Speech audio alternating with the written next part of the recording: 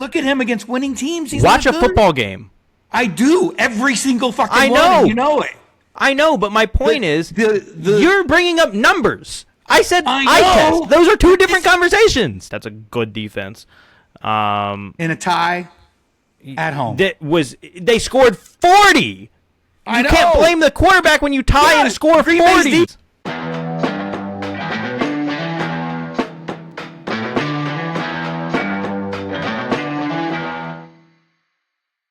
Hey, yo, what up, everybody? Welcome back to this week's episode of the Generational Beef Podcast. I am your host, Tristan Terrell, as well as my dad, Noel Terrell, Generational Beef. The Beef! Not brought to you, but it'd be cool if I were, by William and Lauren. Oh, yeah. And so we're going to have another good NFL division preview coming at you here, but we're going to go ahead and start off with a couple quick hitter topics. First, where would you like to start off with? The Open. Okay. I don't know if you saw this controversy. I think this whole thing is funny because, first of all the PGA Tour guys hate the guys that did the live thing, right? Right. Obviously, Bryson was one of those. It seemed very clearly to me to be a penalty, and then he held the course up for like 15 minutes arguing it. I don't know if you saw Rory's take on it, which I thought was hilarious. Which basically he said, well, I was watching from the clubhouse. I was waiting to go out for my turn to tee off, and we all got delayed because he was out there. He said, look, there's no love, there's no mystery here. There's no love lost between me and him. It was clearly a penalty, and he got a two-stroke penalty. I don't know. Like, he was out there. You might as well just give him Rory didn't say this. I'm now expanding, but might as well give the guy a weed eater and let him improve his lie because he's out there standing in like knee-deep grass stomping on it around the ball, which you can't do. So it seemed very clear to me. I didn't get the explanation as to why it was a two-stroke penalty versus a one. I didn't catch that, but anyway, I didn't think it was all that controversial. The other thing Rory did say was that he's just about clicks. And I think that's true. And I think that's a fair criticism of DeChambeau. And I think one of the reasons that he's so unpopular with other players, aside from the live thing, although you don't see people on Phil Mickelson about it all the time, but maybe because he's less relevant these days. But that is who he is. That's how he makes his money, right? And like it or not like it, I think that a lot of the the PGA guys look at him as, I don't want to say making fun of what they do for a living, but certainly not respecting it the way they think they do, right? I disagree because, first of all, I think he definitely does have that respect for it. But second of all, I don't know that anybody questions that of him. I think, full honesty, not golf-wise, because it's not like he's like an absurdly good golfer. Like he's a really good pro, but he's not absurdly good or anything. But in terms of all those aspects, I would say some of it is kind of like envy, almost, for lack of a better word. Because in terms of the business and the social aspect, like, he's built a little bit of an empire for himself on it. Like, I mean, he's really good at what he does. And you're right, maybe he is a bit more for clicks than for I guess successful golf. Because it's been a while since he played some winning golf in the PGA. It's been a hot minute. But I would say that from the social aspect, from getting the clicks, from creating relevant, entertaining content that makes money, he's really freaking good at it, and he does it a lot. I'm not questioning that about him. I think that some guys, I wasn't using the right terminology, but it kind of just clicked with me what the right terminology is here. I'm not saying he doesn't want to do this, but this isn't his primary focus. His primary focus isn't winning golf tournaments. That is Rory's. I think that's probably true. That is the top guys, and it is the guys on the grind, right? He's fortunate, whether he wins a lot of tournaments or not, he's self-sufficient in a big way, right? I also think, I've said this before. I don't know if I've said it on here. You and I have talked about it many a times. I don't blame anybody that took the live money. I just don't. the way the PGA is set up, and I've told you before, one thing I love about the PGA is that it's intellectually honest in the sense that the number one player in the world is the one that made the most money based on tournaments, not the outside endorsements and everything else, right? Liv said, hey, here's guaranteed $250 million. I don't blame anybody that took it. And I think the grudge, now I get the political aspect of it where people are concerned to where that money's coming from and who's sponsoring it. And that's a fair critique, right? If you're worried about blood money or whatever. I also feel, for what it's worth, while I think that is a valid statement, I would like anybody making that comment to stare $250 million in the face, know where it comes from, and decline it. That didn't already have money. And that's like, it was easy for Tiger to turn that down.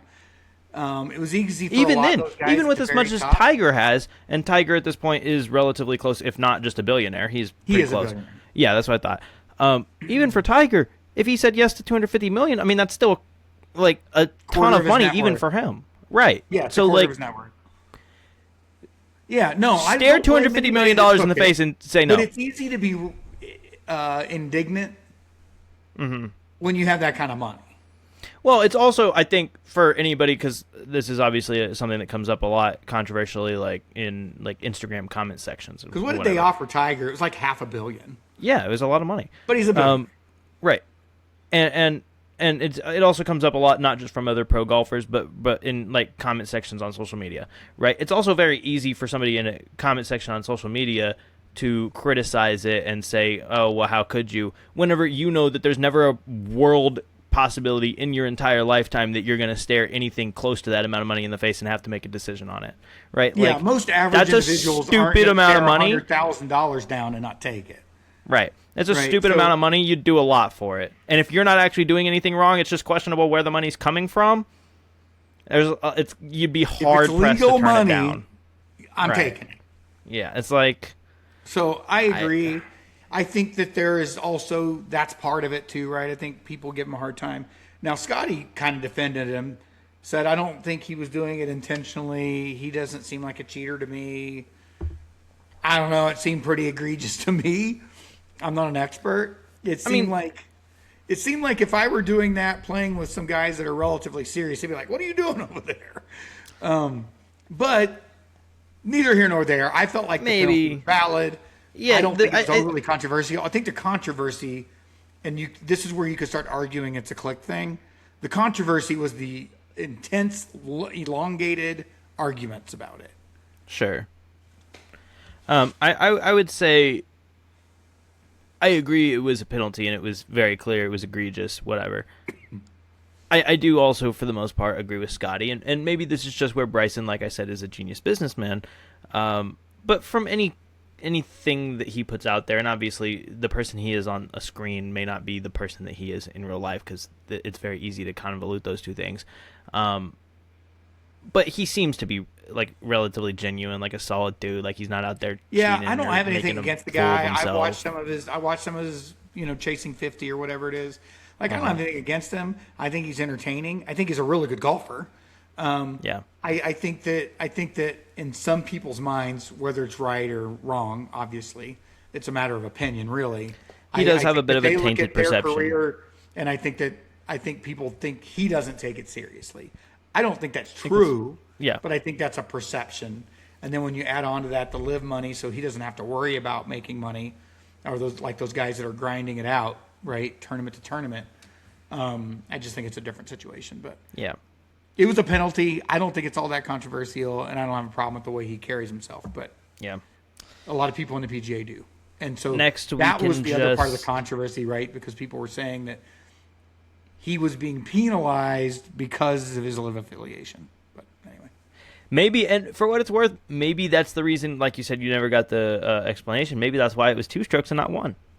Maybe. 'Cause I assume agree, there's a penalty. rule. I assume there's a Probably. rule. Probably. Of some sort that talks about the egregiousness or Sure. this part of it was 1 stroke and this was another stroke. But I was gonna say maybe the argument was, and the for lack of a better word, delay of game could have been Right. the second stroke. You're right. Which is been. probably true, honestly. They probably like, okay, we're gonna give you a penalty, and then he kept arguing. It's like, okay, well, there's another stroke. Yep. So the next thing is we've been talking about this since really I think December and January-ish. Presti doesn't let people walk, especially if he knows he's not going to sign him to another big deal. I think we both knew. I thought it might happen a little earlier that Dort was not going to be a Thunder player next year. I really feel like Wallace is going to be a starter next year, replacing Dort.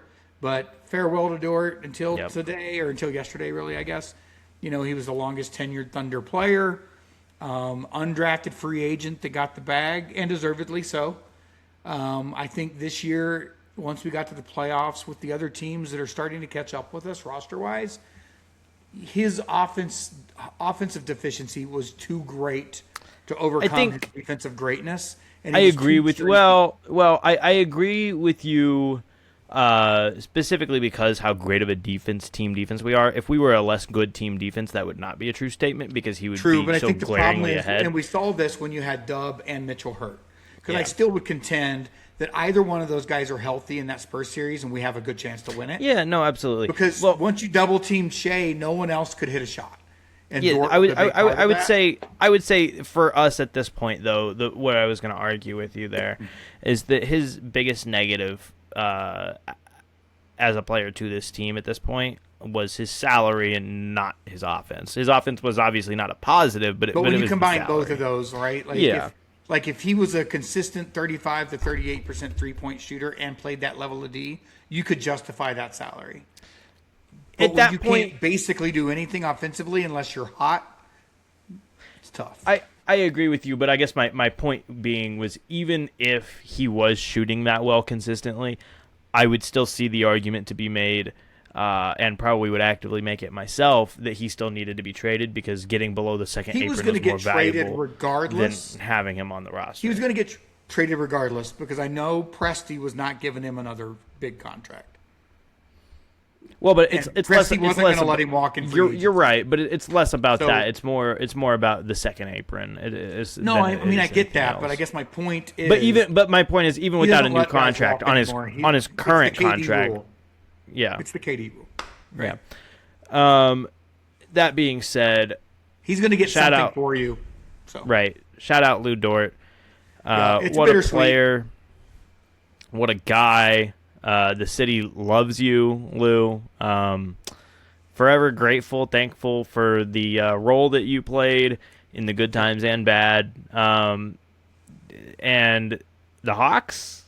And by the way, just a great story going from undrafted to, it just shows you the program that Oklahoma has when it comes to developing and drafting players. I think he's going to be a super impactful player. When you look at Wiggins there now, him alongside McCullough, they're going to be tough. They were a playoff team already. So Dyson Daniels 2 years ago led the league in steals as a really, really good defensive player. So you got him and Lu Dort. You're going to have Nickeil Alexander-Walker, who's a really good point of attack defender. And then you're adding Jalen Johnson, who was the first-time All-Star last year, C.J. McCollum, who is a good scorer. And Wiggins is a really great defender, too. Aaron Wiggins is on your bench, too. This team is fun. I don't know that they're going to really improve much from last year just because I think the East around them is improving a lot. But they're a fun team. So shout out Atlanta. The other part of it being, I like what they're doing with a relatively non-superstar team. Yeah, they're going to be competitive, and I enjoy that. Other thing to this, and I know you can't comment on this as much because you just don't know, but Zachary Richasset was traded in this trade from the Hawks to the Mavs, and he was the first overall pick 2 years ago, and all the discourse has been that he's a bust, he sucks, he's awful, and as of now, that looks relatively true, but you're putting him in a different situation, a team that's not quite as competitive yet as the Hawks are trying to maintain, and it's also crazy, all the memes that came out, but it's kind of true, right, that the guy that was the first overall pick 2 years ago was traded, and he wasn't the headline of the trade, and instead it was a guy that was undrafted, which is kind of wild. But shout out Richese. Hopefully, for his sake and for the Mavs' sake, that he gets a second wind in his career, or I guess really a first wind. He probably hasn't really had one. And that could be interesting to watch the development there. The Hawks are fun. Again, shout out Lu Dort for everything that Wish him the happened best. for us. I think he'll be a great player. Fun to watch. And then I closing don't look on this, forward to the 2 games we play them next year. closing on this note, I saw ESPN make a post that was like, after this happened, it was like, Jared McCain is now on pace to be the Thunder starter. And obviously everybody in the comments was ripping him. No, it's not happening. Mitchell McCain on the second string, though, good luck. With those Mitchell two, McCain, Caruso, Williams, Jay Will, and then Thomas Sorber, Diamara, Bennett Sturts, whoever you want it to be. That's legitimately, for some Kenny teams, Hustle. a starting lineup. I mean, it'd be a bad team, but sure. Well, I don't know about bad, but if your 82 game starting lineup was AJ Mitchell, Jared McCain, Alex Caruso, Jay Will, and Diamara, you're winning 20 games. Seriously. I don't necessarily agree with that. No, if your 82 game starting lineup was that, you're winning 20 games. That's not a good starting lineup. It is a good collection of players, and any one of them could be a starter in the league. However, if that Mitchell as a and McCain are starters in this league, but no, I think that most of them individually are. But our rookie could be. But when you put that collection of talent, it's not a good lineup. If it's your starting lineup, I understand. Right? I'm just saying, it's that probably would be a 20 to 25 win team. Second string out there. Yeah, no, definitely. I mean, absolutely. Because you have two legitimate starters for sure. The Spurs already were up there, but especially now that they added Tobias Harris, are really going to contend with that. But yeah, we're deep into fun. So, right. But yeah, Case and Wallace is going to be a starter. Who are we doing this week? Let's find out. Let's spin the wheel. Share my screen to wheel decide. All right.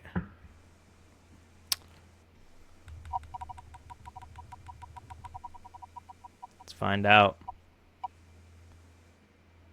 Okay. NFC East. Finally going away from the AFC for the first time.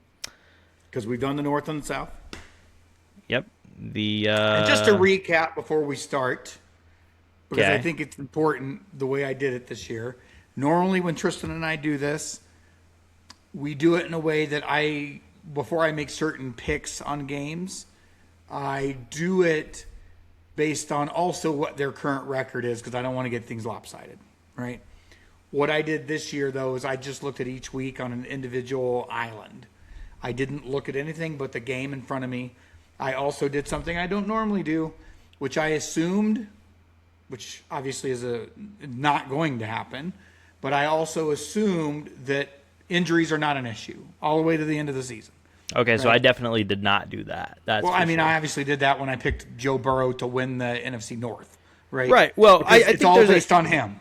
Sure, but I think there's a difference. The Ravens being second in that, and then just like when we looked at the South, I mean, there were some injury concerns there. Yeah. So I did two things. I assumed that the starting lineup is playing, and I looked at each one individually each week.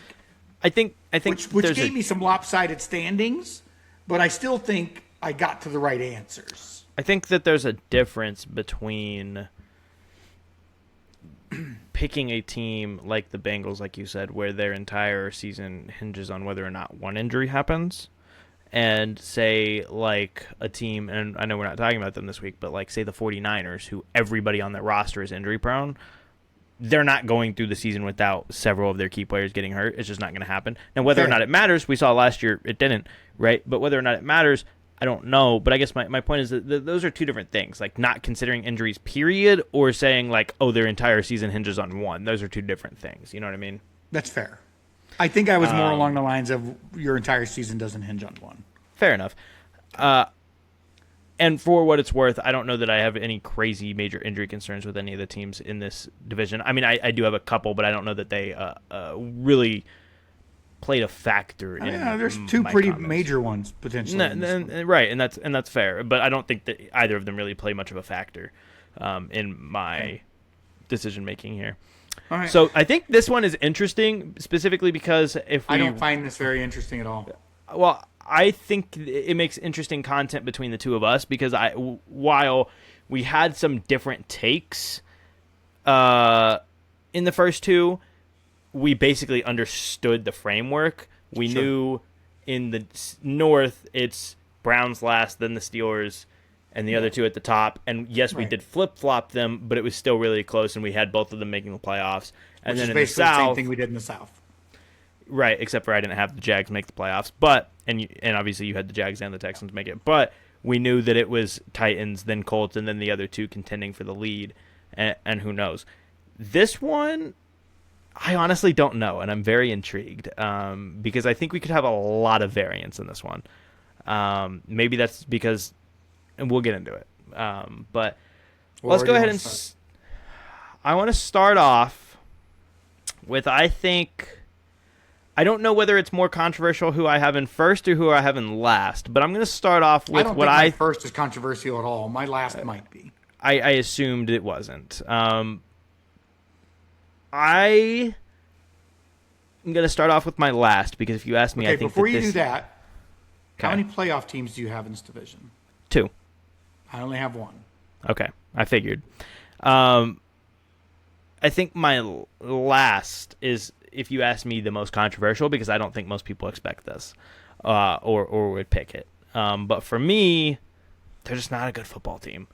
And this could be controversial, but I have them as the second worst team in the NFC. So coming in with a record of 4-13, going 1-5 in division, I have the Washington Commanders. So we're in agreement. Really? I also have them 1-5 in the division. I also have them the second best team in the NFC. Now I have them at 2-15. Wow. I think okay, that's shocking to me. I honestly, think they're terrible. I think they're going to waste. Right. Jaden is injury prone, as we know. That's not what I accounted for here. Yeah. The team isn't getting better. The team is awful. I think Dan Quinn is a great defensive coordinator. I think he's a terrible head coach. And they caught lightning in a bottle that first year because no one was expecting Daniels to come on the scene that way. I think Daniels is legit if you could get him to a good team. Yeah. Right? I just don't think and stay healthy, good. But obviously that's. I think since that rookie year they've trended down. He's missed a lot of games. I don't think Quinn is the guy to get him out of this. Absolutely. I think they're bad. Okay. I think they're legitimately bad. Like I said, I wanted to have good content. I thought we were going to have more diversity here. But and for what it's worth, we have not talked about this Commanders team in I don't know, months, maybe in the entirety of this podcast because they were never relevant last season. And to be clear, I love Jaden Daniels. Yeah. So this is just honestly shocking to me. Good, and I don't think it's well coached. Okay, yeah, I agree. It was obviously they caught lightning in the bottle that first year, and I thought maybe. Right. They seem to make every mistake you can now. I just don't get them. It was obviously a major narrative both in Jaden's rookie season when they were good and last year when they weren't. But their team is very old outside of Jaden Daniels. It's aging. And they're not doing they went anything all in to address last year, it. Which I think was a huge mistake. Instead of kept building the team the right way, they went all in and they signed a bunch of aging players. Well, I mean, and they already had a lot of them even before that. But they signed more. Sure. Bobby Wagner, old. Zach Ertz, old. The only decent receiver you have is Terry McLaurin, and even he's on the wrong side of 30 at this point. Your offensive line and he's sucks. great. Right. You're not going to have time to get in the ball. Ja'Cory Krosky-Merritt is like your only decent running back, and even then he was just kind of like a potential fantasy darling last year that didn't actually end up doing anything as a rookie, which you don't really expect out of a 5th or 6th round pick, whatever he was. But like, they don't have anything. Their defense sucks, and yeah, they did draft Sonny Styles in the top 10 out of Ohio State to play linebacker, and I think that's a very good thing for Dan Quinn. But one player doesn't make up your defense, and Especially they're when you not don't have a secondary and you don't have a pass like rush. they're just not good. They're a very bad they're team. And there is some offensive explosiveness in that division, yeah, right? They're and going to for have what a it's really worth, hard time stopping other teams. for what it's worth, I think that Jaden Daniels, when he's healthy, is in theory a player that could go in single-handedly win you some games, especially with his rushing upside. Yeah, and I would argue that this isn't going to be unfair to one specific quarterback in this division. I think he's potentially skill, talent, and it factor the best quarterback in this division. I think he definitely. Well, I disagree, but I think we would have different first guys. Yeah, we would have different first guys because I think Jalen Hurts obviously is extremely disrespected. But anyways, the thing is that I think Jaden Daniels can go and win you some games on his own if he's healthy. Not with this team, though. I just don't see it. I think maybe because he's that skilled, even with this team, maybe. However, Josh Allen can do that because he can just run you over if he needs to. Well, Jaden Daniel can't do that. But I guess my point is that I think that I'm even factoring that in when I say they're going to win 4 games. I think that like this team is maybe good enough to win 2 or 3, and he's getting you an extra 1 or 2 by himself. Like I really do believe that. Like this team is so bad. They're brutally, miserably bad. I just don't believe anything with this team. I also have their strength of schedule at .557. So for me, it's only 516, but either way, that means on average, they're playing a team that's above 500, and their record or their schedule is pretty tough, honestly. And keep in mind, that's with me only having one team in their division with a winning record. Right. Which means their out of conference schedule is tough, right? They play the Seahawks, they play the Colts, they play the 49ers. They play the Rams. They play the Bengals. They play the Texans. They play the Falcons. They play the Vikings, like the Jags. Like their out of conference schedule or their out of division schedule is nuts. Mm-hmm. Yeah. None of that equals success. So the Rams might kill Jaden Daniels. Yeah. So other than that, there's not much to talk about. I hope Jaden has a good bounce back year. I hope he can stay healthy. I do hope too. At least, I like the kid. I hope at least numbers wise he looks solid. But the infrastructure there is awful, and you also lost. And once again, you have a young coach with a defensive minded, or a young player with a defensive minded coach. And you also lost Cliff Kingsbury, and I think that's a big deal too. It's a recipe for disaster. Yeah. No, it's just all bad all around. Now, I think most likely, now that is the case, we probably have the same team in third. I bet we But there's potential that you did some stupid stuff. Okay. I did not do stupid stuff. So, in third place, with a record of 6-11, 2-4 in division, I do have the New York Giants. So, at third, I have 6-11. 3-3 in the division, Dallas Cowboys. Insane. You're so stupid. You're actually insane. Look, let me explain. First of all, once again, their strength of schedule, because they're playing those same teams, is a 5-2-9, right? They play the Ravens, they play the Texans, they play the Bucks, they play Green Bay, they play Eagles twice, they play the Colts, they play the Niners, they play the Seahawks, they play the Rams, they play the Jags. Like, this is a tough schedule. And here's the thing, and this is where I think, look, Dak Prescott is a top 15 quarterback, but he is overrated by most people because they look at his numbers. And the reality is... I disagree. Hold on. No, it's true if you go look at the numbers. His numbers against teams with a winning record is terrible until garbage time when they're way down. When he puts up big numbers for the whole game, it's usually against a team with a sub-500 record.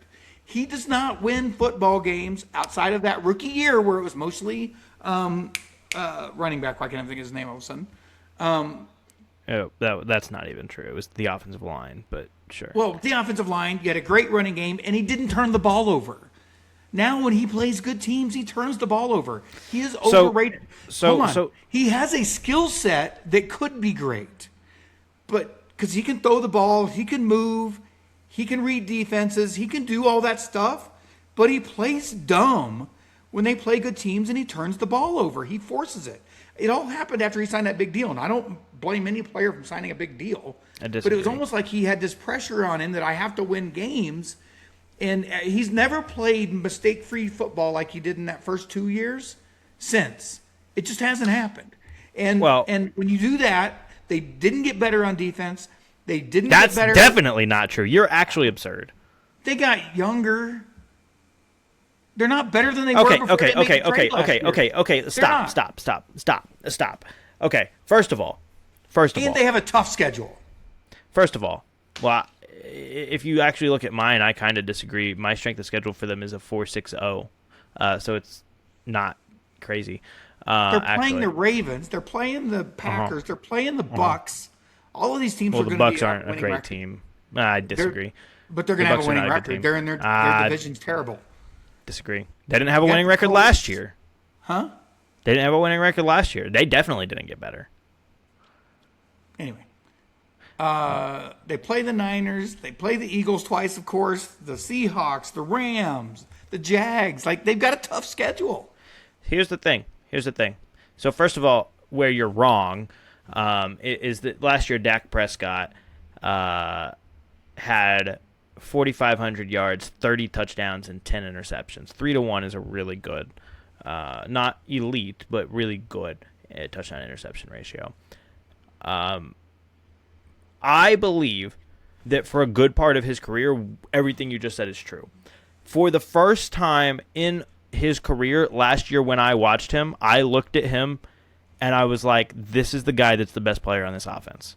For the first time in his entire career. Even up to before last season, I did not think that. I thought he was super overrated.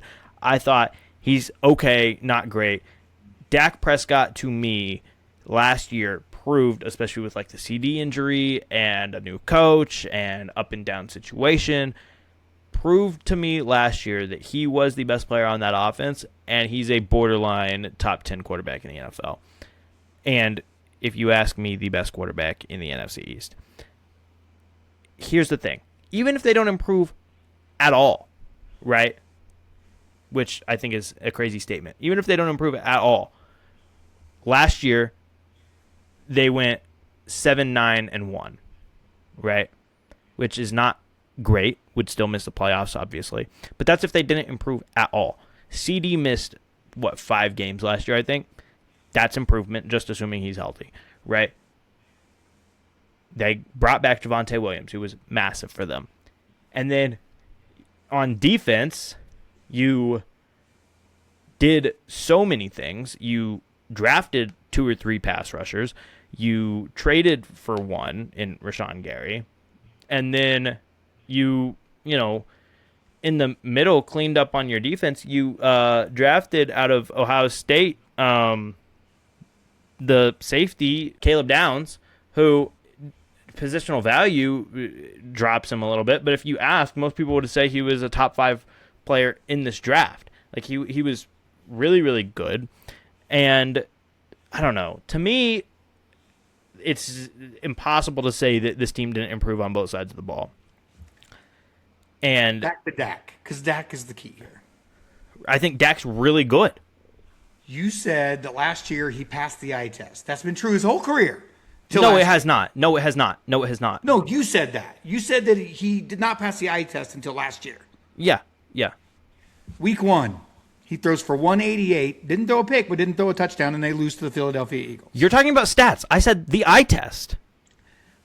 What else matters? Those are two different things. When I look at him against winning teams, he's Watch not a good. football game. I do. Every single fucking I one, know. and you know it. I know, but my point is, you're bringing up numbers. I said eye test. Those are two different conversations. The eye test, you're blind then because you're not paying attention. Because the numbers do tell a story here. They played a good team in week 3 against the Chicago. Guess what? He threw 251, a touchdown, and 2 picks. That's what he does. Well, and CeeDee Lamb got hurt that week. So against the Panthers. who have a great defense. 261. These are great defense. 0 touchdowns, 2 picks, and great 188. defense. My point. When he puts up big numbers, it's against shit D. It just is. I'm not making it up. But I guess my point is, next year, when they play the Giants, that's a bad defense. When they play, or it has potential to be a decent defense, but in the last week of the season, he was 7 of 11 for 70 yards and no touchdowns and no picks against the Giants. Yeah, in a game that didn't matter for either team, but sure. Because he, like you just said, he threw 11 passes. He didn't play the whole game. I understand that. But my point being, the Giants, not good. The Commanders, not good. The Ravens, we'll see. They're probably going to have a pretty decent defense, but the same thing with the Texans. They're going to have a great defense. A positive note, though, he did throw for 4 touchdowns against the Jets and Las Vegas last year. Good job. The Bucks defense next year is not going to be good. The Packers defense, I believe, to be a little bit overrated, but they'll be pretty good. He lost to the Cardinals and threw 1 touchdown and a pick. Sure. Last year. This is the eye test you're talking about. Sure. The Cardinals defense is going to be bad. The Colts defense isn't going to be great. The Titans defense is going to be bad. They play several teams that are just not going to be good defensively. We'll see. All I'm telling you is when I watched the Dallas Cowboys play football last year, for the first time in his entire career, he looked like he was the best player on the field. And he looked like he was elevating the situation as opposed to the other way around. How'd you feel about the end of the season for that? I didn't watch some of it because it didn't matter. They sucked. He was 1-4 with 5 touchdowns and 2 picks over 5 games. When? In the last 5 weeks of the season. I just don't get it. I'm not saying he doesn't have talent. I'm saying he's overrated because he puts up big numbers against bad teams. It's always been the case. It didn't change last year. It's still true. It's still true. Yeah, I just disagree fundamentally. You can disagree, but the numbers don't lie, and the eye test doesn't lie. I've watched him play in garbage, just like in the Denver game. He had 188 yards. It was a 44-24 game. They scored, if I remember correctly, 10 or 13 points in the fourth quarter because at that point Denver had pulled all their starters off defense. It was a terrible, and that was a home game if I recall. No, it was in Denver. I don't believe so. Promise you, I'm looking at it right this second. It was in Denver. Yeah, anyway, my point is, when he plays good teams, he's not good. I mean, last year... He had a 29 QBR against Arizona, and they're not good. Well, I mean, you're also not talking about games where he was good against good teams. Give me one. Last year against the Packers, 31 of 40, 77%. 319, 3 touchdowns. That's a great defense. That was way before Micah got hurt. That's a good defense. In a tie at home. They scored 40. You can't blame the quarterback when you tie and score 40. Green Bay's defense isn't good. They didn't have your Micah Parsons yet. Yes, they did. What are you talking about? Okay, well, either way. So no, their defense was really good. You pointed out one game. Give me another one. Don't say Detroit because Detroit's secondary was decimated in December. But, I mean, well, for their secondary was never great, but it wasn't necessarily decimated. And they lost the game 44-30. It was another garbage time game. Well, it wasn't a garbage time game. 2. They pulled away late, but he was 1-2. Yeah. Well, two of the reason they pulled away was the 2 picks against a good team. Sure. He threw a bunch of yards against Minnesota in garbage time. He lost to number 9. And he had no picks and no touchdowns. I don't even know that J.J. McCarthy was playing in that game. He might have been. But well, that's even worse. That means their backup was playing by then. Well, but that's probably not worse, honestly. Maybe not, but he lost to a non-starter. Anyways, their defense was atrocious. You allowed 34 points to the Minnesota Vikings. That's a real problem. Anyways, the first Philly game, I think his numbers are far. Yeah, but what does the 0 touchdowns have to do with the defense? The first, I agree. You gave up, but let's not forget when you're not moving the ball either. He had 300 yards. In garbage time, I watched the game. It wasn't in garbage time. It was too. That is Anyway. his MO. It's his entire career. The first Philly game, his numbers are underrated, I would say, because they don't tell the full story. But the 21 second and 34 for 188? yeah, And no touchdowns? yeah, underrated. How's that underrated? Because I think that if you watched the game, he actually had a very good game. How? Because he played well, he managed the offense well, he had a good feel for the He game. didn't move it down the field twice. I disagree. But It's what not I'm an agreement. It's math. what I'm telling you is that the stats and the numbers aren't everything. And then I agree with that most of the time, but they are when you look at his. No, and then in the second Philly game, he was phenomenal. In a win, 23 of 36 for 354 and 2 touchdowns. I mean, like, he was really good in that game, despite everything going against them as a team. Like, all I'm saying is there was a lot more good than bad last year for Dak Prescott, and for the first That's time what people always say. in his career, he looked like he was the top of the situation as opposed to the other way around. I think So they that, went to the playoffs? no, I said that Oh. he was the top of their. Listen to what I'm saying. He was the top of their situation for the first time in his career. He makes more money than anyone. Stop. But for the first time in his career, he was not elevated by his situation. The situation was elevated by him for the first time in his career, ever. And I know they didn't make the playoffs. The defense was actually, like, basically the worst in the league. By the It way, was you realize both insanely things bad. that we're saying can be true. He can still be the best player on that team and elevate it and still be shit. Well, no, because they're not a terrible team. They didn't even go to the playoffs. That's pretty terrible. Less than half the league makes the playoffs. That doesn't make you a terrible Barely- team. Not now. Yes, Half the now. team goes. No, they don't. 14 of 32. Do the math. That's less than half. Slightly less. If you're But not my- a top third, you're not good. I didn't say they were a good team. I said they're not a terrible team. And now I do think they are a good team. I'm telling you that they improved massively on defense.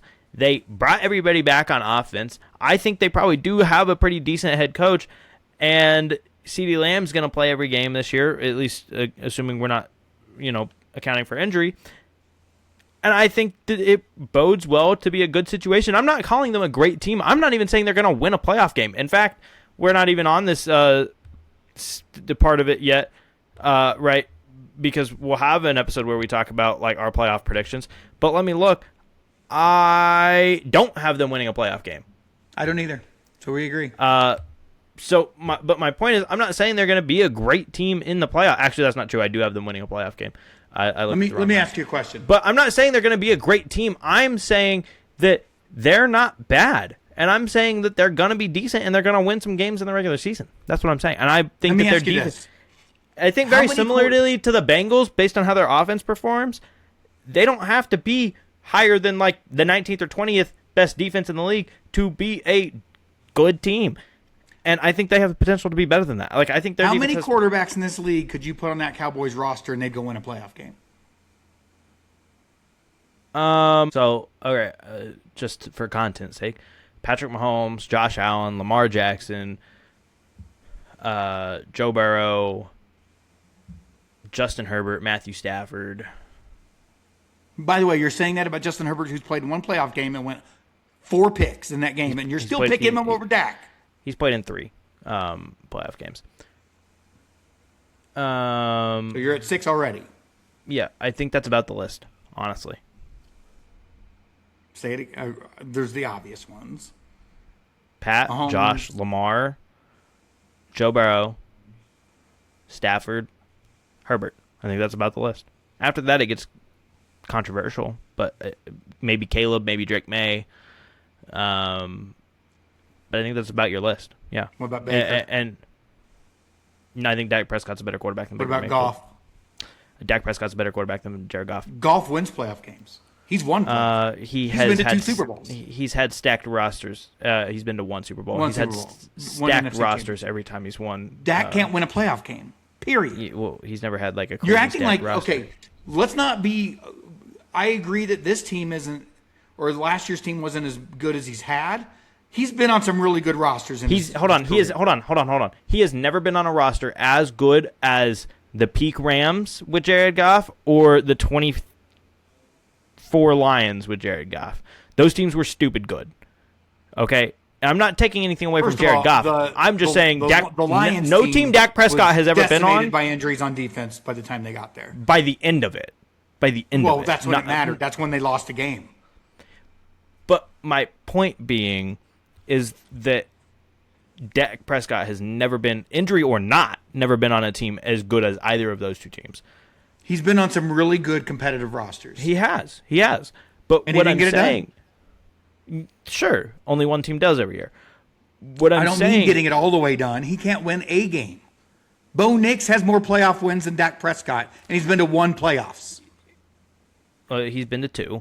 But it's not like Dak Prescott has never won a playoff game. He's just only won, I think, He's never been past the first round or past the second round. Okay, so there's that. Once. I think he's won 1 or 2. I know for a fact he beat Seattle. I think Russ's last. Here's what I know: he has a losing record in the playoffs by a significant margin. Yes, he does. He also plays for the Dallas Cowboys. It makes it hard not to. One of the most storied franchises in the history of the game. Not in the last 30 years, obviously. So it's not just Dak. I'm not suggesting it is. What I am saying, though, is his worth is overinflated because most people are looking at the numbers. And when you just look at the holistic numbers, it looks impressive. But when you start looking at individual games when he's playing good teams, it's not good.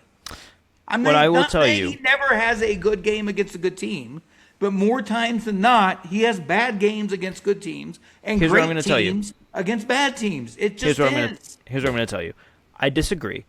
I think that he is pretty fairly rated because there are people that overrate him and then there are people that underrate him. So I think he ends up about in the middle.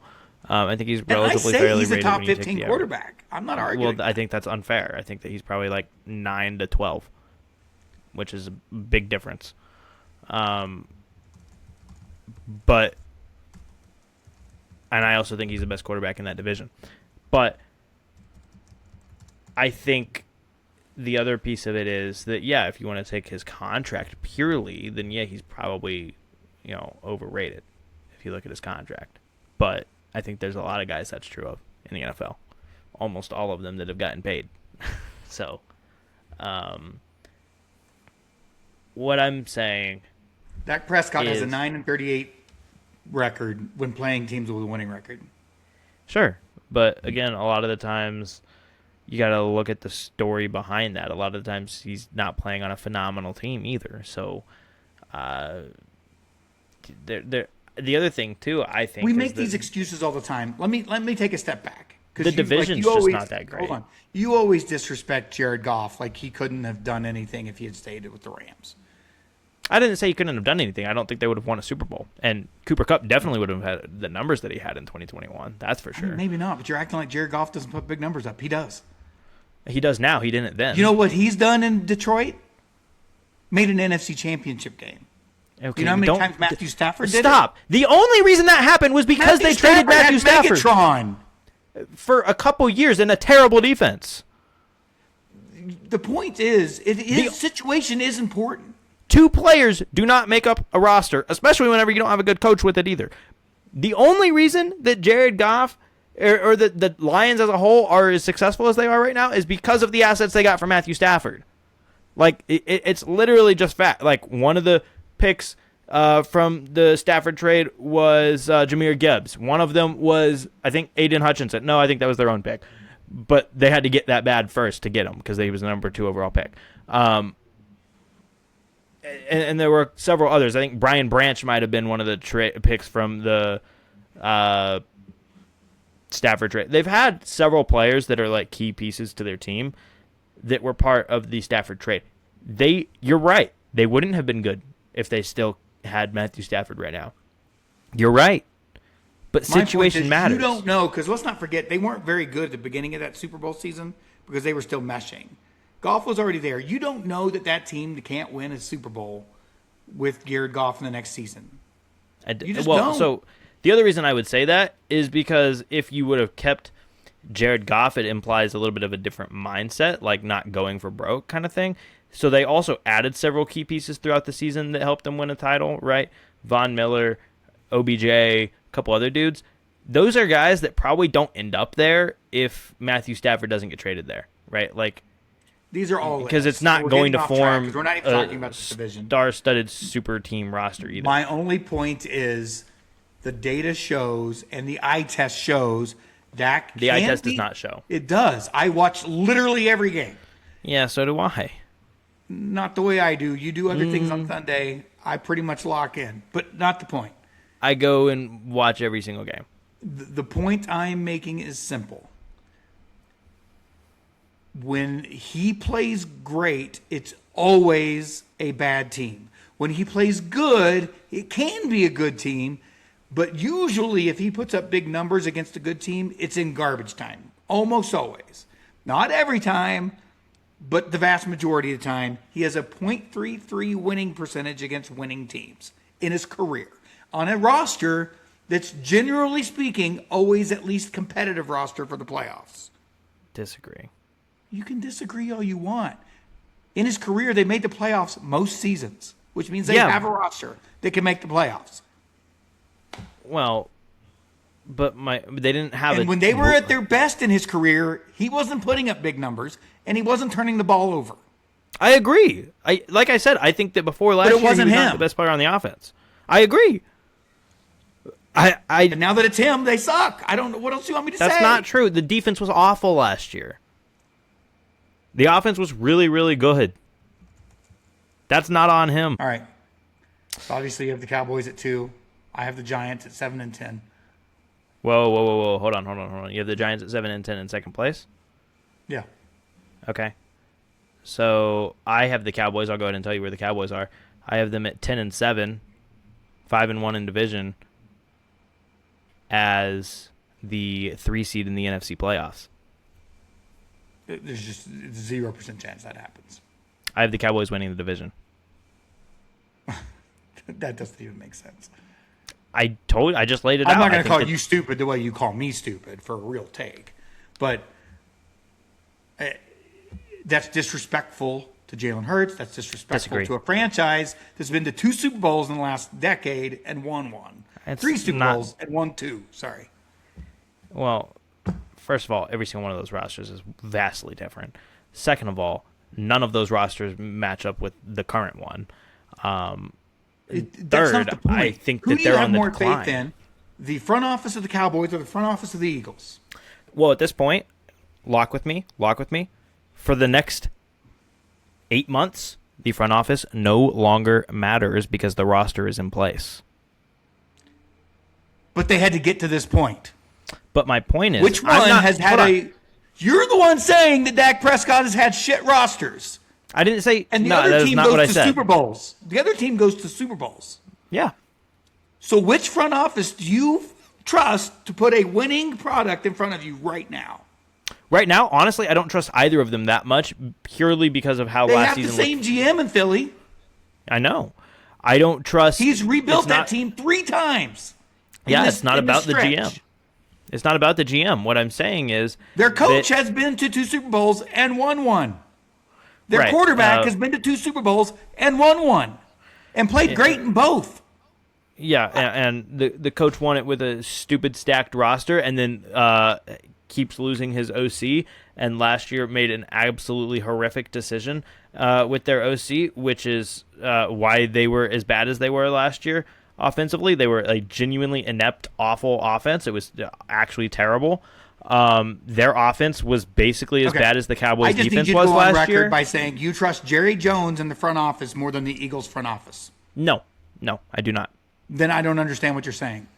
This is disrespectful to the Eagles organization. No, it's not. They are a winning organization in the last decade. Because at this point, it's not about the front office anymore. It's about what I am looking at in terms of what they've done. It's not about putting trust in what they could do because it's already done. I'm evaluating how I feel they've done. How many winning teams have you put on the field? Me? Yes.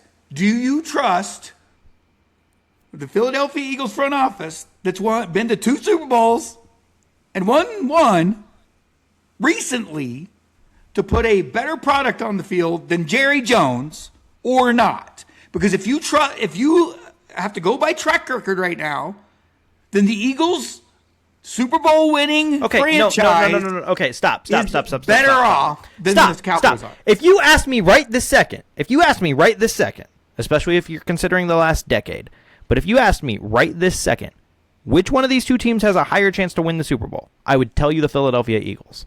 If you asked me which one has a higher chance to be a better team in the regular season, I would say it's about even. You know why? Because every other year, if not more, Jerry Jones puts together a good roster in the regular season. They just can't win in the playoffs. I'm not talking about winning a Super Bowl right now. I didn't say that. I said that he's never had as good of a roster as Jared Goff, because a couple times Jared Goff had a really great roster. Yeah, most of his career, Dak has had pretty good rosters. I understand this because this is important. The Eagles would have a higher chance of winning the Super Bowl than the Cowboys, but you don't even pick them to win their division. Yeah. Which you almost have to do to win the Super Bowl. No, you don't have to. You don't have to, but your odds go up exponentially because you get a home. Obviously, they do.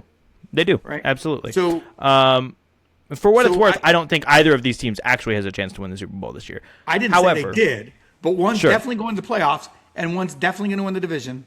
I have both of them going to the playoffs, so I'll get into my second spot. Team in this division going. Disagree, because I think that the NFC wildcard race is actually really bad. And for what it's worth, I have the Eagles as the 5 seed, so I have them as the best wildcard team, but I also have them at 9-8 and 4-2 in division, right? And all 3 of my NFC wildcard teams are 9-8. And where do you have the Cowboys? Like, where is their win coming from? 10-7. I have them at 10-7. Okay, let's look. I've got them winning week 1 and week 2 against the Giants and Commanders. I've got them beating the Commanders. I do not have them beating the Giants in week 1. Yeah, I just disagree. Well, that's the only game that the Giants are going to be healthy for.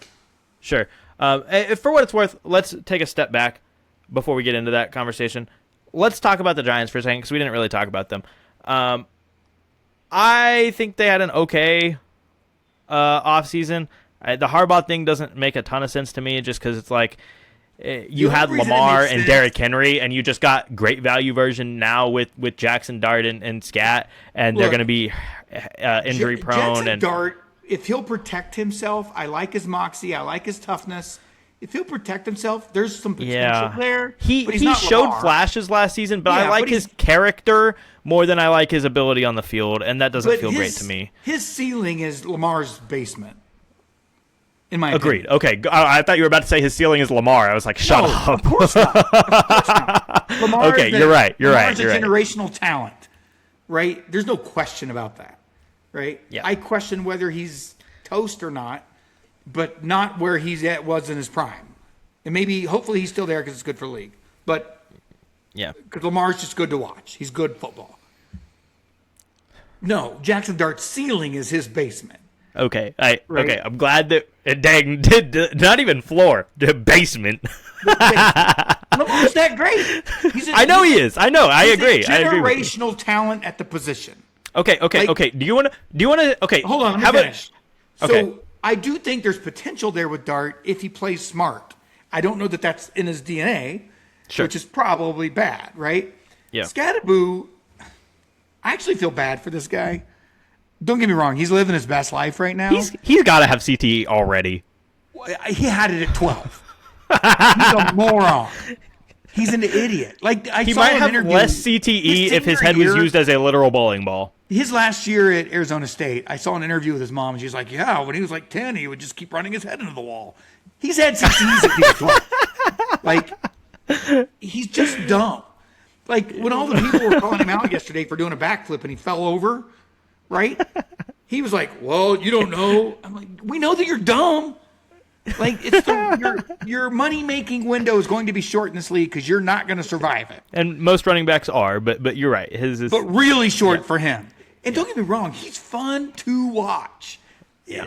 You can't get over that, and you love a guy that just loves to play. Like, he's a dumb version of Gronk. I know. You know what's Gronk crazy? acts dumb, but he's Last not. year, I was looking at his numbers. Last year, he only started 5 games, appeared in 8, but only started 5 games where he was like the actual RB1. He had over 100 carries last season. So the other point to that is they were running him. Well, and his yards per carry were good. Yeah, but they were running him, and they're going to run him into the ground this year too. He scored, but his yards per carry was good. I remember that. Yeah. Well, high fours? Was his yards per carry high fours? I don't know. Let's look. Cam Skittaboo. Look, I think Harbaugh's good for that roster. If they 4.1. Okay. And for but he had 400. He had 410 yards and 5 touchdowns on 100 carries, and that 100 carries was in 5 games. So they were using them. And look, Harbaugh could be the guy that smartens up Dart, right? You got to give Harbaugh a lot of credit for seeing what he did in Lamar and making adjustments to that team's roster to make Lamar successful earlier. Now, I think it's different now. And I think this is where the evolution of Lamar could occur. He's good enough. He's a great passer of the football now, where that took a little time to mesh early in his career. You could put him in more of a traditional offense now, and I think he could still be successful if he took off more judiciously and you didn't do designed runs and things like that. I think he's getting to the age now. I think you should start protecting him, and maybe they're going to do that. I would like to see it because I want to see Lamar play a lot longer.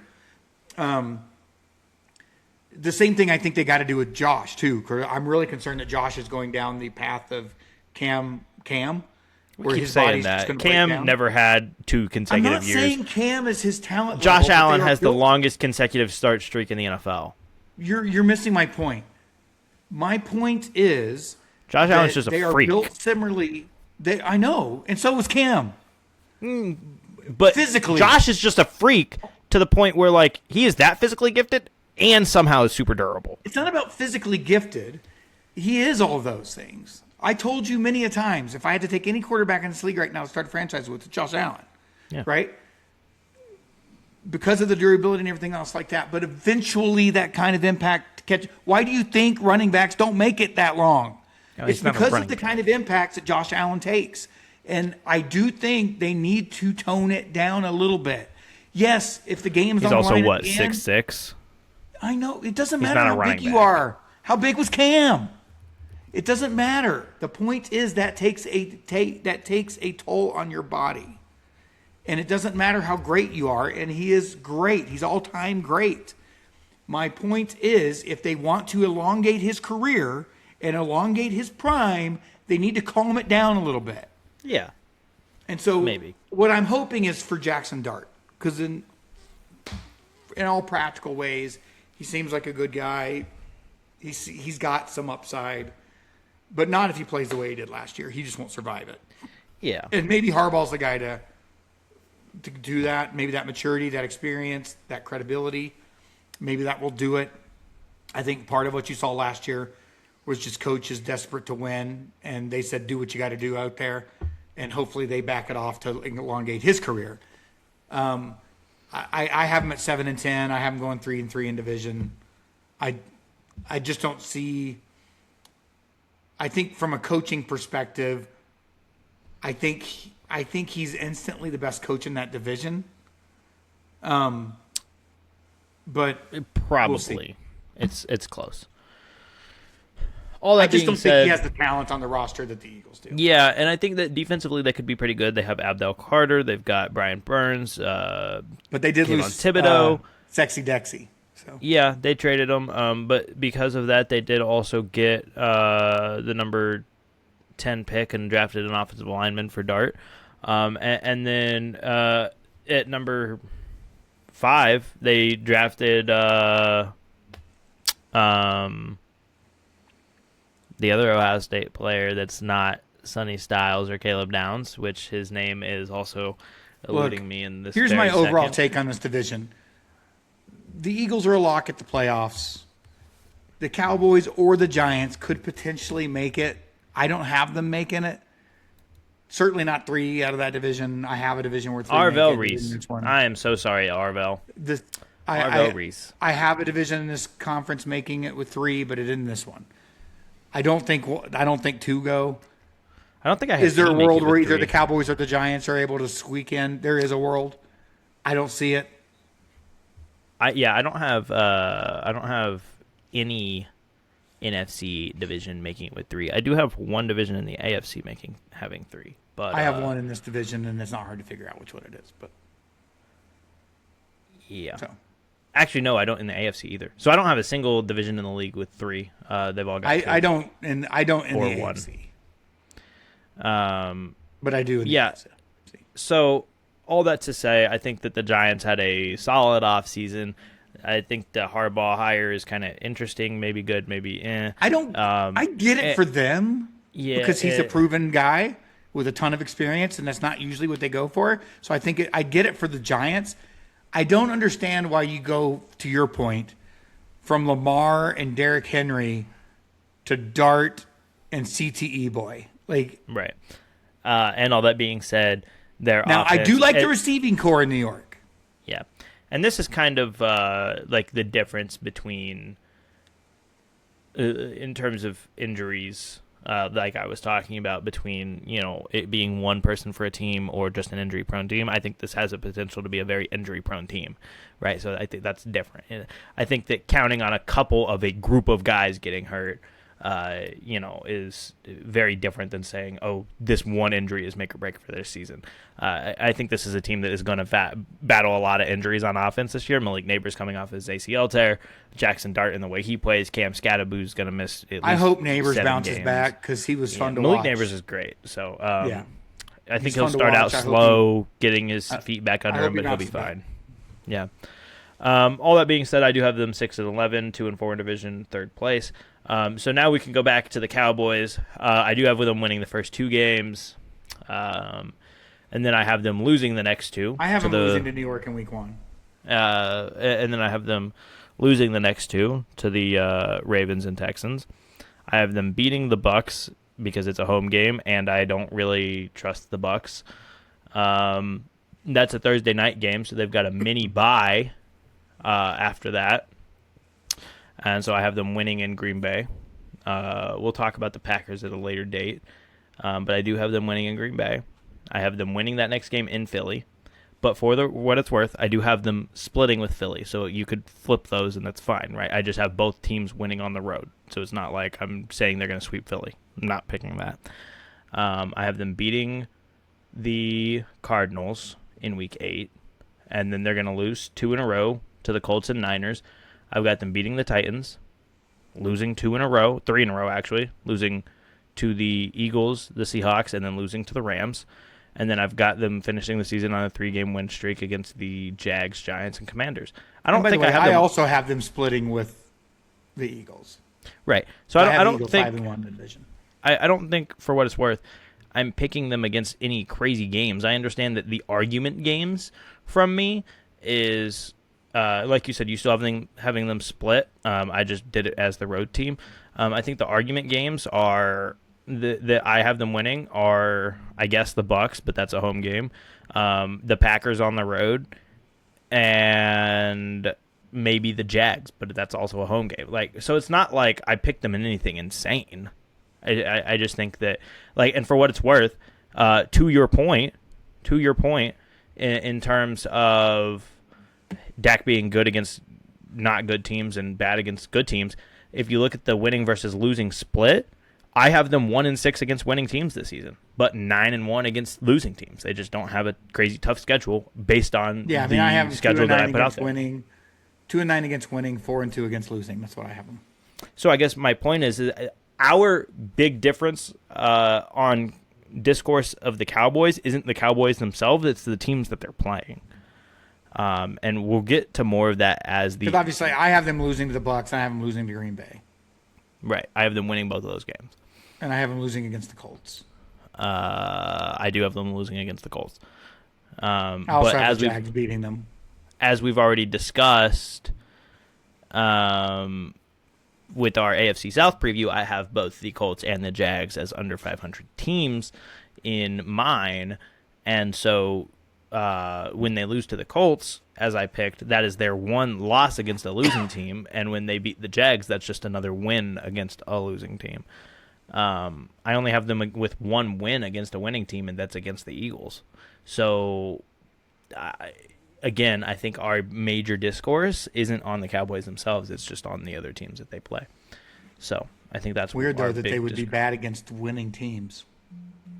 And for what it's worth, I don't feel like Dak's career shows that. Yeah, I think for the most part it does. I'm just saying that I think that he is a good quarterback more times than he's not. And in this case, this season, I have him as that because I think they play more bad teams than good, if you ask me, based on the records that I put out for people. So again, so if we count good teams on this list, and I'll take out the ones. But it's skeptical because there's, again, certain teams that we may disagree on. Yeah, I mean, you're way off on the Jags, so that makes sense.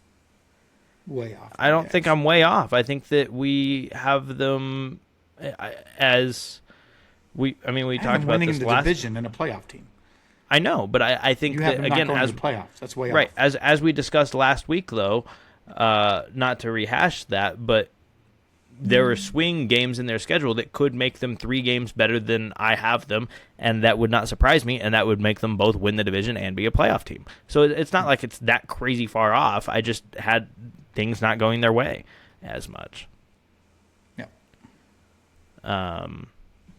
But yeah, for teams that I think are really good and that the Cowboys play, right? For sure, the Ravens, the Texans, the Eagles, the Niners, the Seahawks, the Rams, right? Like, they're losing all those games. Yeah, I do have that as a true statement. So it is also interesting, now that I'm thinking about it. You said that you have one division in the NFC with 3 teams going. Mm-hmm. And this whole time I've been under the assumption that I knew which one it was, but it could be 2 of them. So it's interesting. It'll be in. Well, obviously it can only be one of them, but I'm saying the theoretical potential is that it like there are 2 different divisions that have the potential to be true, that for that to be true of. That's fair, but not in reality, I don't think. Sure. So it'll be just interesting to see which one you have. And now that I'm saying that, I think it is much more likely to be the team, the one that I wasn't thinking of, than the one that I was. So that'll be interesting to find out when we get there. But I did want to have one hypothetical question, and this is just NFL related, not related to anything we've really discussed. Just to put a bow on the division topic for a second. We both have the Commanders losing it. I am going Cowboys, Eagles both making the playoffs. Giants, Commanders. You are going Eagles, and then Giants, Cowboys, Commanders all missing. So it'll be interesting to see where we end up there. Anyways, my hypothetical question. We were talking about the talent of Lamar Jackson. If you want to look at pure talent and pure peak, pure talent, is Lamar Jackson a top 10 quarterback in the history of the NFL? Pure talent at playing the position at his peak. 2024 Lamar Jackson. I think it depends on how we define talent. And what I mean just by that encompassing every ability that you have. Yeah, I'm not. I think if you were to rank each attribute, if we will, right? Sure. His combined score probably is a top 10 quarterback. If you look at some of the traditional measurements, yes, I think he has turned into a great thrower of the football. Is he Dan Marino or Aaron Rodgers throwing the football? No. No, of course not. Right? So I think when we, but as a total package, if you were to rank passing, accuracy, playmaking ability, rushing, everything that quarterbacks in the modern league do, and you ranked him, some of those he's going to be right at the top. Some Well, of so those here's he's the other thing I would say. further down, but I think his composite score is probably top 10. Okay, Probably. I respect that argument because I thought you were just going to dismiss it right away and say no shot. No, I mean, you can't. He's a 2-time MVP. Yeah. He's put So up here's the thing 4,000 I will yards. say. Hold on. He's put up 4,000 yards passing in his season that he ran for 1,000. That's nuts. Yeah. If you want No, to talk, I mean, at his peak of his powers, in fact, I would say the one MVP year was as almost equivalent as you can get to Steph's unanimous MVP year. Like 2019. Like Steph, that year that Steph did what he did, we've never seen anything. No one's ever done it. There was a reason he was unanimous, right? And it wasn't like it was an off year for MVP either, right? well, and He was just that much better than everyone else on the planet. The thing, and too, I think is the year that Lamar did that, he was that much better than everybody on the planet. And it kind of happened 2 years in a row in the Yeah. NFL, at least from that And standpoint. you could argue numbers wise, he was still better than Allen. No, he definitely. I mean, so that's the other thing too is right. Like Allen's, 24, Allen's MVP was an off season for MVP. 2024, which is the year that you're discussing, was the best single season of Lamar Jackson's career. I mean, like it just was, and he didn't even win MVP. Or statistically, Allen's was not overly impressive. No, but it was more situation about like the team around him and that kind of thing. Not arguing. I'm not one of those guys out there trying to argue. I was the one that argued Lamar wouldn't get the third, right? Mm-hmm. Because no one had ever won a third without at least getting to a Super Bowl. Yeah. And I didn't think he was going to be the one to break that trend. If anybody was going to do it, it would have been him. But I just I was going to say, as we're talking talent. Yeah. So no, I don't think it's crazy to state. Okay. That if you were to rank all of those attributes, right, and rank every quarterback in history, some of those he's going to be top 2 or 3, if not the top, right? Yeah. Like playmaking, rushing, like he's done some things we haven't seen. You know, Allen's up there, obviously. I was going to say, it's him, Josh Allen, and like Michael Vick on like a tier of their own. And even then, like and then there's some Lamar and Josh, guys, and then Michael Vick is like. Then there's some underrated guys. So that's what I was going to say. Like Steve Young and John Elway and guys like that. Okay, so if you I don't think it's crazy to say that. Call me crazy. I don't know if it's true, but it's not crazy to say it. Call me crazy, and I don't know how you're going to perceive this. Part of the reason that I would have Lamar in the top 10 most talented quarterbacks of all time, as well as Patrick Mahomes and Josh Allen, both in the top 10. All three of them in the top 10 most talented quarterbacks of all time. Pure talent. Call me crazy. I think that Dan Marino and Steve Young are the only quarterbacks pre-2000 who even make this list, if you ask me. Like, I think everybody else is modern. Maybe Brett Favre. So, Brett Favre is probably there. Again, I think... But, like, that's it. But hold on. So, even I would say if we're just talking about athleticism, then Dan Marino's not on this list. No. But I think I think his arm talent is enough to put him on this list. And everybody talks about that he wasn't mobile, but he didn't have to be because he could get rid of the ball so quickly. Well, and I think that his pocket presence mobility. Well, yeah, he was one of the least sacked quarterbacks in NFL history. So he's not a Lamar mobile, but he is evasive and he's going to get the ball out and he's going to avoid the sack. Not even so I think that Dan Marino is talented enough to make the Lamar top 10 finished with the 40, and Dan Marino just hit the 10. It's not even close, right? Right, yeah. Right, but you know, my argument for Dan has always been this, right? And you know what it is. In today's league, I have no doubt in his prime he'd throw for 6K. And the math bears it. He threw for 5,000 20 years before number 2 guy did. And he did it at a time where you could kill quarterbacks, you could decapitate receivers, and the rules were not offensive, didn't spur the offensive game the way they do today and have for about the last 15 to 20 years, right? You put him in today where you couldn't touch him, and you can't touch receivers, and you can't defensive receiver rules and all of that. Dan Marino's putting up numbers we've never seen. He'd be the first 6K quarterback. But if we're looking at pure athleticism, he's not a top 100, probably. But you're right. He ranks high enough in some of the traditional quarterback metrics that he might make your list, him and Steve Young.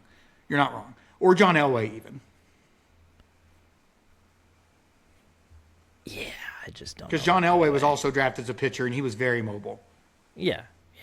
Well, I would say very mobile for the time. Yeah, I mean that was Steve Young too. Although Steve Young was faster. No, I think Steve Young could actually move. Like, no, he could move for sure. yeah, like Steve Young, if he was playing today, obviously wouldn't be Josh or Lamar, but like he would be, a solid Drake May, mobility wise. Now, my first good. quarterback that I loved as a mobile quarterback was Randall Cunningham. Yeah, let's just now we're just breaking tears. No, I'm just saying I loved watching him when I was younger. Yeah, He played it differently than anybody had to that point, and he was super athletic. But what was weird about him is, like, compared to most of these guys, not Josh necessarily, but Lamar and these guys, I want to say he was 6'4", 6'5". He was tall for the time too, and he was tall and lanky, but he could go, man, and he could get away from people. Did you see the last thing I want to talk about before we get out of here? Did you see the lists that ESPN put out recently that was execs, coaches, and scouts anonymously ranking like the top 10 players at each position in the league? This was like a week ago or so. Okay, No, so they put it out for several positions. I haven't looked at any of the ones other than quarterback, so maybe that's a different exercise for a different day, but I want to specifically talk about the quarterbacks here. Again, it was just anonymous, random execs, coaches, and scouts ranking the top 10 in the league. So at 1, they've got Josh Allen. I don't think that's absurd. I mean, I'm not going to argue it. I'm on record as saying if I were starting a franchise today, Josh Allen would be my selection. Right, and I think it's 1A, 1B with him and so I'm not going to Pat. argue it. Right, and Pat is number 2. Shocker. I need to see him play post major injury. I mean, he's going to be fine. His arm talent's still sick. I would rank him second until I had room not to. I'm not 100% confident in the selection because I want to see what he looks like. Here's where I think the list. I'm comfortable with the ranking going into the season, though. Fair enough. Here's where I think the list starts to take a turn, and I can see the argument, but I also think it's a little bit recency bias and has a chance to come out poor. I don't think it's going to, based on we'll get there later with our predictions. But number 3 they have is Matthew Stafford, and I think that he's coming off an MVP season. I know. It's just look. I'm not going to. He's also 38 years old. I understand that, but he looked career year last year. Yeah, let's be honest. 4 and 5 are the 2 dudes that we argued in the first iteration of this series. It's going to be 4 is Joe Burrow, 5 is Lamar Jackson.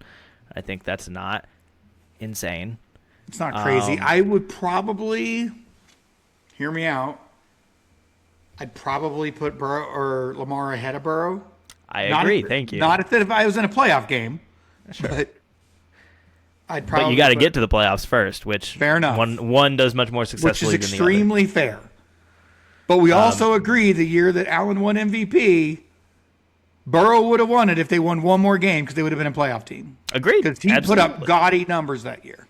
And most people still try and argue that Lamar actually should have won it that year. So the reality is that season. Well, remember, that was the defense could not stop anything. No. Right. They were losing games scoring 40. Yes. Accurate.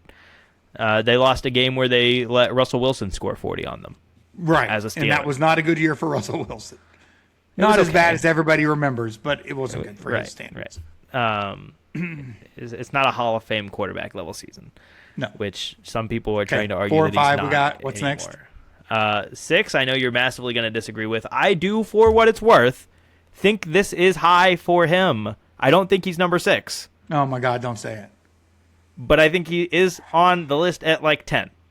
Number 6 is Dak Prescott. I give you 10. I don't think he's 10. He's certainly not 6. That's ridiculous. This is my point about for what it's worth. I agree. Dak Prescott. People overrate him because they look at his end result numbers. Now, for what it's worth, this is not media. This is execs, coaches, and scouts. I understand that. I understand it. So, I guarantee and I'm sure, obviously, there's bad ones of those in the league. I guarantee you there aren't 7 or 8 people out there that would give up their quarterback for Dak Prescott. But that's what the list says. Sure. The next one that I think that definitely should be in number 6, definitely should be ahead of Dak, but I think number 6 is the accurate spot for him, would be Justin Herbert, is who they have in 7. I mean, pure metrics, he Not should just be metrics. top 5. Oh, But okay. I fair enough. agree. I think if you ask me, I would have Stafford just outside the top 5. I think I'd have him at 6 and Herbert at 5. I can't. He's coming off It's an just- MVP. I get he's older, but he's I coming know. off of an MVP I year. I know that's why, and I know that's why he's in there. I'm just saying And he that should be. the other 5 I think are a tier break. If anything, I think that the guy of those 5 that should fall out of the top 5 would be Burrow. Like if you wanted to put Stafford in there, I think that Herbert is in the top 5. But I wouldn't put him there yet. Pure talent, there's no question. right.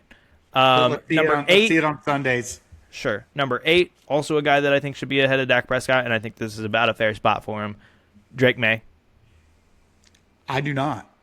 Yeah, I just think that all the talent is there. Look. I get the The weakest schedule, schedule last year, he did put up big numbers. I'm not taking that. but I'm not from even him. talking about the numbers. I'm just talking about Hold watching on. him play.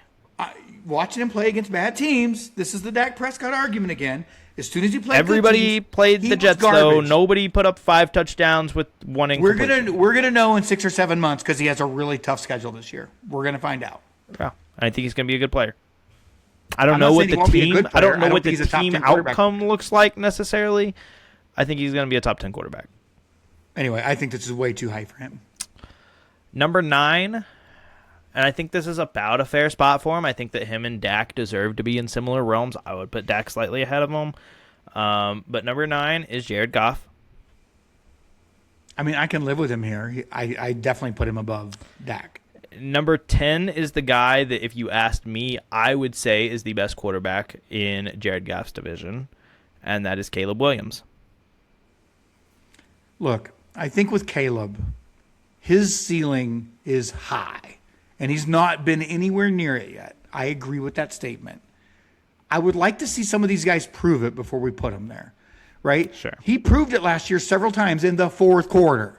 How about do it for a game? Please, for the love of God, this year. Play You the win whole games, game. though. I got it, but how much better would they have been, and how much more ready would they have been when it really mattered if they had just won a lot of these games walking away? And they have the talent to do it. We'll another talk year about under, I this. think another year under Ben Johnson, I think all those things are true. I just wish, like Drake May, I wish we'd stop putting these quarterbacks in these positions before they've proven anything. Maybe. I mean, he did also win a playoff game. Both of them did, for what it's worth. One of them made the Super Bowl, but Well, I get it because of his defense, because they were terrible. He was terrible Right. in the playoffs. And correct me which if is I'm not- wrong, I think he got throttled in the Super Bowl. which is not true of Caleb, by the way. Like he was not terrible in the playoffs. They just No, I ended up know. losing. Well, he wasn't terrible in the fourth quarter in the playoffs. I mean, he won He a was playoff pretty bad game. all year, quarters 1 through 3. He won a playoff game and Again, then lost to the I Rams. get it. I would like to see them do something sustained, which is also my argument of why Herbert's not a top 5 guy. He's done a lot of stuff in the regular season. He has done nothing after that. Let's do something first. I get tired of ranking these guys so high before they've accomplished anything real. Yes, May made the Super Bowl, but he was terrible. Not bad in the playoffs. He was terrible in the playoffs. And if you Bo compare Nix his numbers, doesn't they get were pretty injured, he doesn't comparable make it. to Tom Brady's first playoff run. But Tom Brady wasn't terrible. They just didn't run a good offense. They didn't no, run if you look at their numbers, they're pretty similar. but they didn't throw it a lot. They just relied on the defense. I'm just That wasn't telling you. what the Patriots looked like all season. That's what the Patriots looked like in Tom Brady's run all season. That's because that's the way they ran the offense. They ran a high-flying offense all season. They just couldn't do it in the playoffs because Drake May was terrible. I mean, it's just eye test. He was terrible. And then I want to get your thoughts on the honorable mentions because they listed 9 players that also received votes. That's half to the be damn top 10. league. Okay, go ahead. Well, but Because there's obviously I think- one left out that's just disrespectful, but fair enough. I disagree. I think that the top 10 they gave was about the top 10. But anyways, other guys that received votes: Sam Darnold, I mean, that's fair. Jaden Daniels. He just won the Super Bowl. Sure, Jaden Daniels. He had one good season, and he was out. I all last agree. year. I would not have him in there, but I love him, but Jordan Love. I think he's overrated. But we'll see. I don't have a problem with him being the top 15 quarterback. I don't think but he's overrated. I disagree. We'll see. He's really good. He plays in a tough division. He does play in a very tough division. And for what it's worth, just because I don't think he's overrated doesn't necessarily mean I have high expectations for their season. But we'll get there a different day. That's fair. Brock Purdy. Look, he is almost as overachieving at that position as we've ever seen. Agreed. Right? I mean, let's say Tom Brady is that guy, and this guy's number 2, right? I get Tom Brady was drafted, but it was so late in the draft that it's the same thing, right? So, in fairness, Tom Brady has 7 Super Bowls and basically was undrafted. So, let's say Tom Brady's 1, but I think Purdy's 2. But I think that there are definite limitations to his game. Yeah, for sure. And obviously his situation elevates him I think if you put him on the Jets, he would already be out of the league. Yeah, naturally. I think that if you look at him pure talent, if you put him on the Jets, there wouldn't have been another team to be like, oh, well, maybe we give him a shot. It's not like Probably a Sam not, Darnold although situation. Sam Darnold did do that. Well, but the difference is that people saw potential talent that. in Sam Darnold. So, I understand that. anyways, Baker Mayfield, I agree with that. Trevor Lawrence, I agree with that. Jalen Hurts. No shit. He's been to the Super Bowl twice and has won. I don't think he's top 10. I don't think he's top 10 personally. But name one guy in the top 10, because I think there are, 3 that have been to a Super Bowl in the top 10? 2 that have won one. Or 2. Well, there's 4 that have been there because Goff has been there. 1, 2, 3, 4, 5 that have been, and only 1 that has been to more than 1. 2 that have won. Right. Stafford and Mahomes. Right. Mahomes the only one that's been to more than 1. Yeah. And Jalen Hurts has been to 2 and won 1. Sure. And we're calling him an honorable mention. It's disrespectful. Brock Purdy's also been to 2. Brock Purdy's also been to 2. Sam Darnold's won 1. I get it. And Sam Darnold won 1 on a less talented team than Jalen Hurts had, for what it's worth. It's a pretty. It was a really good team. It was a really good team. So, it was not as talented as the 24 Eagles. Here's what I will say. Just wasn't. And here's where I think it gets disrespectful for Hurts. Right? Hurts takes a lot of heat because of his numbers. But I think there's a big difference between him and almost any other guy in the league. I legitimately think he doesn't give a shit as long as they win. No, I believe that. He does not care what his numbers are. I agree. And that's a rare trait, even for some of the best. Right? I don't think he cares if he throws for 3,000 if they win and go to the playoffs and go to I don't know that he could throw for much more than 3,000. I really don't. Bullshit. I disagree. Well, why hasn't he? Games, he can do it. Yeah, on occasion. But they don't have to do it. So my point is... Well, that's part of the argument, is that they don't have to do it. But he also doesn't do the Dak Prescott thing. He doesn't lose games for you because he's smart enough to know we've got a good defense, we've got a good running game, I'm going to do what I need to do. I'm not going to force it because we can punt and go for it again. Right? Like, he doesn't do the things that like Dak Prescott has done since he signed the big deal. Right? He doesn't do those things. Can he throw the ball? We know he can throw the ball. We've seen it. Right? It's not that he can't do it. It's that he's not going to force the ball in there. He's not going to take a chance. He's not going to do that. And you can argue whether that's good football to watch, but it's winning football. Well, he just wants to win think football games. I mean, I also think that it's different from the standpoint of you can say it's winning football, but he also has like a stupid stacked roster around him. Not now, but did. And so I think that... I just think it's funny when guys win, it's because they have a stupid stacked roster. When they lose, it's because they don't have a stupid stacked roster. I disagree. I think that... No, that's what you've been saying all day. No, that can't win because they don't put good rosters around him. I didn't say they don't put good rosters around him. I said they're not phenomenal. That's We're just different. talking circles here. Look, here's the one thing that's 100% true about the NFL and most team sports. NFL is a little different because you have so many people on a roster, and you have 11 people on offense and 11 people on defense. So the rosters are bigger, right? A little harder for an individual player to make a huge difference. Some positions can, obviously, quarterback, pass rusher. There are positions that can make individual huge differences, right? Situation matters. If Tom Brady had been drafted by the Jets, we wouldn't know his damn name today, but it doesn't mean he wasn't the best of all time. That's just a fact.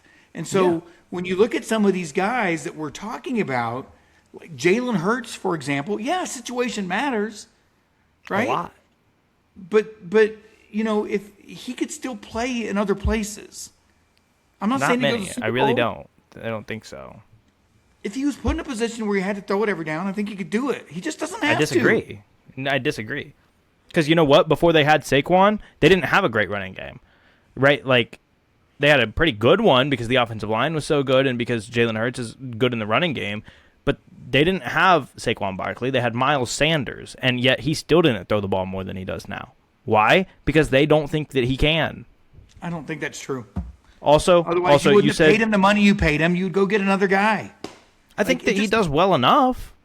I just don't think that he's like an elite level quarterback. I think he's a good quarterback. Well enough. He's been to two Super Bowls. Right. So he does well enough. You know who's never been to one? Lamar Jackson on stacked rosters. Well, defensively they were really good. Offensively, they've never really put much around him other than Mark Andrews, now Derrick Henry. But he's had one Pro Bowl receiver his entire career. He's partially to blame for that. I don't think so. I think that they didn't draft any because the point is those have been rosters that everybody thought was going to win the Super Bowl. They don't get out of the first round of the playoffs. So my point is, well, they consistently get out of the first round of the playoffs. That you have guys that have been on stacked rosters that don't do anything that you think are elite, but Hurts gets Lamar to is Super elite. Bowls. I'm not arguing that. I'm just arguing the fact that it's disrespectful. You can't have it both ways.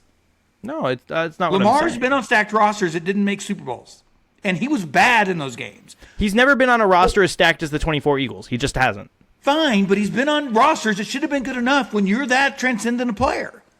And Well, then you but have a guy Patrick Mahomes is more transcendent, and he lost to him.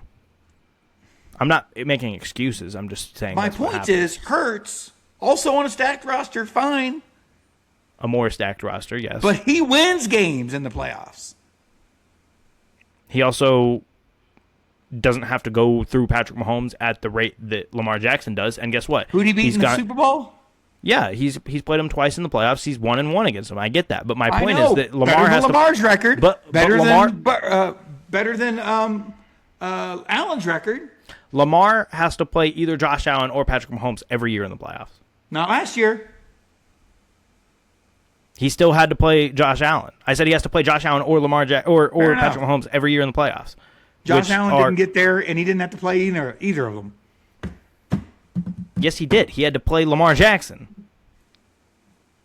You're making my point. And he beat him. Who had the better roster? Or wait, no, he didn't.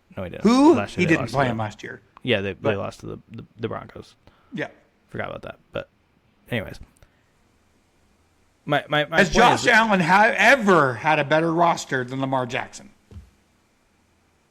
No. But he's also a better player. I mean, he's had more success in the playoffs, too. Yeah, I think he's a better player. Like Lamar, when Allen loses in the playoffs, he plays great. It just doesn't happen.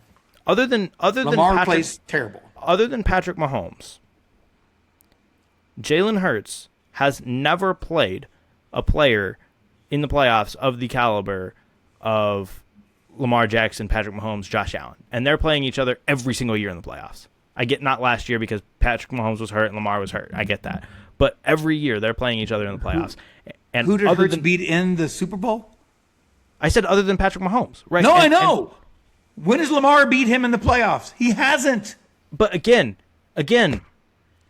Jalen Hurts beat him with a stupid stacked roster that Lamar has never had. And he beat him with the worst roster that Patrick Mahomes has ever had. We're going in circles here when the reality is exactly what I'm saying. I am not saying Jalen Hurts is a better quarterback than Lamar Jackson. I'm not saying it. I'm on record that he's a transcendent player, and I am not saying Jalen Hurts is. What I am saying is it's disrespectful to Jalen Hurts when he has had success at the highest levels, including against the current GOAT of this generation. Right? He just has. I guess my point is with the 24 Eagles, if you put Sam Darnold on that roster, I think they still win the Super Bowl. I'm not even going to argue that. But I guess my point is I don't have Sam Darnold in my top 10 either. That's my point. I get that. But at some point in this league, the only thing that matters is winning football. Sure. And Jalen Hurts plays winning football. If you put Brock Purdy I would argue that on that team that maybe Sam Darnold wouldn't because he was still a turnover machine at that time. Okay. This year, because turnovers would have killed you on that team. Originally, we were talking about. I do agree with that statement for what it's worth. So that's fair. Fine. I think if you put Brock Purdy on the 24 Eagles, they still win the Super Bowl. He throws turnovers too. Not to the level of Sam Darnold, but Sam Darnold literally led the league in turnovers last year, and they still won the Super Bowl. But, anyways, comparing like say Dak and Jalen Hurts, right? How many turnovers do you think Dak Prescott had last season? We just looked at it. I don't know how many fumbles he had. I know he had 10 picks. Okay, so how many turnovers do you think he had? I don't know. 12. 16. Okay. How many turnovers do you think Jalen Hurts had last year? I don't know. 14. It's not that big of a difference. It's really not. Who's saying it is? You said that what makes him so good is that he protects the football at a great level, and then you said the same thing that Dak does not. I'm telling you, at the moments in the games that matter, Jalen Hurts makes plays. Dak doesn't. I don't know why this is complicated. Well, their offense was awful last season. I don't even know why it's. Yeah, he had a bad year last year. I'm not arguing that. Patrick Mahomes had 2 back-to-back bad years. We're still calling him the GOAT of the generation, ranking him number 2. Where he still was top 10 in every metric in the league, passing-wise, but sure. But by his own standard, he wasn't good. Yeah, by his own standard. But okay, Jalen Hurts last year just wasn't good by average standard. Which is fine. Patrick Mahomes has never been a below-average quarterback. That's just not a thing. No one's calling Jalen Hurts Patrick Mahomes. I know that. I'm just saying. What I'm saying is it's kind of ridiculous when you start putting guys like Herbert and Drake May and these kind of guys ahead of him. They have done nothing in their career. I could give you the Drake May argument because it was only 1 year. That's fine. Justin Herbert, that's just not true. Justin Herbert is just the better quarterback between him and Jalen Hurts. It's not close. It's just not close. I guess in the regular season, if that's what we're playing for. In period. What was hold on. If you put Justin Herbert on the playoffs last year, if you put Justin Herbert, well, it wasn't last year; it was 2 years ago. If you put Justin Herbert on last year's or on the Eagles, they probably win both the Super Bowls. You don't know. I feel pretty good. Jalen Hurts played great in both of those games. He had the one fumble that cost him. The one fumble in that first one that cost him. Or he's 2-0 in Super Bowls. He didn't play bad in that game. In fact, he went toe-to-toe with Patrick Mahomes in both of them. But one thing that Justin Herbert has done really, really well, especially since Harbaugh got there, but just in general over the last several years, is he protects the football. That's one thing that he does really, really well. The game that mattered. Well, and I get, sure, but the game that you're thinking of is when they played the Texans, which is an elite defense, and you're right. But at that moment, he had as many turnovers in that one game as he had the entire season. I know, but when does it matter? I get it, but what I'm saying is that entire season he had 3 interceptions. Great. He had 4 in one game, and they went home. I get it. I'm just telling you, Look, I am not arguing how talented a quarterback he is. I wish we had drafted him instead of Tua. We had the opportunity to do it, and we didn't do it. Who knows where we'd be right now if we had. I'm not arguing any of that. I'm just going back to the facts. The facts are Jalen Hurts wins. Everywhere he's ever been, he wins. He just wins. He plays winning football most of the time. He's also always been in really good situations. So, And what do you have to do to be in really good situations? Be good.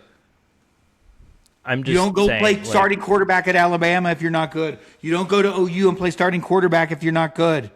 You don't get drafted by an NFL team and take over if you're not good. You just do. Yeah, I just don't think it's like specifically you mentioned Herbert. I just don't think like the Jalen Hurts, Justin Herbert conversation is that close. Like, I'm I not just saying pure talent it is. What I'm saying is results. And what else matters?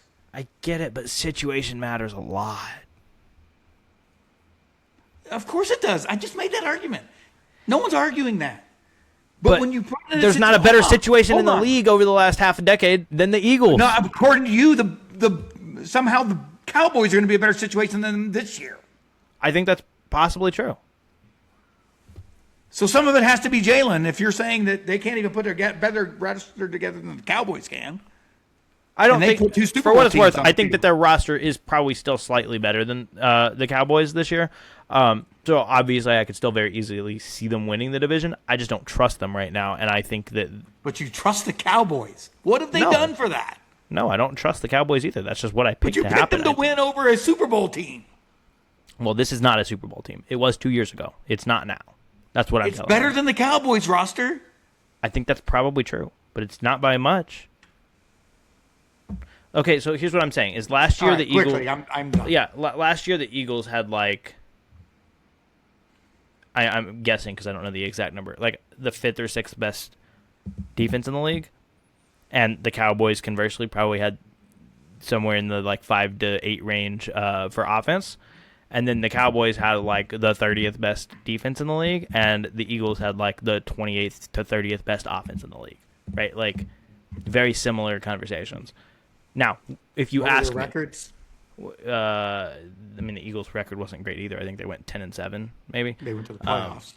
Right, barely. Cowboys did not.